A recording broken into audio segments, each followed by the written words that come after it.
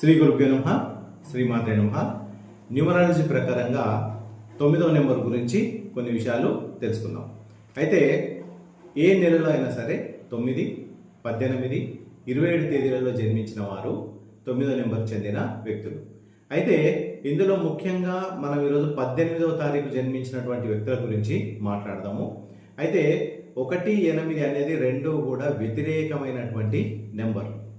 So ఈ combination అనేది కొంచెం ఎక్కువ ఇబ్బందుల్ని కలిగించేటటువంటి నెంబర్స్ ఇవి. ముఖ్యంగా 9వ నెంబర్ అనేది చాలా అగ్రెసివ్గా కోపంగా ఉన్నటువంటి నెంబరు.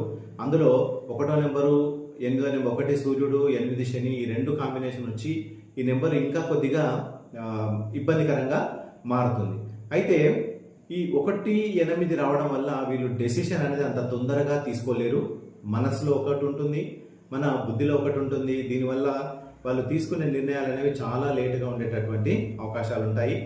సో ఈ 18వ తేదీలో జన్మించినటువంటి అమ్మాయిలు ఎవరైతే ఉంటారో జనరల్గా వీరికి ఒక చిన్న రెమెడీ ఏంటి అంటే, వీరి యొక్క చదువుని కొద్దిగా దూరంగా ఉన్న ప్రదేశంలో లేదా హాస్టళ్లలో ఉంచి చదివించడం వల్ల అటు వాళ్ళ యొక్క విద్య అనేది చాలా బాగుంటుంది, ఇటు తండ్రికి కూడా బాగా ఇబ్బందికరంగా ఉండే అవకాశాలు చాలా తక్కువగా ఉంటాయి.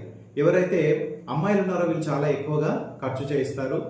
అదే రకంగా 18వ తేదీలో జన్మించినటువంటి అబ్బాయిలు ఎవరైతే ఉన్నారో వీరికి తండ్రితో అంత సఖ్యత అనేది ఉండకపోవచ్చు.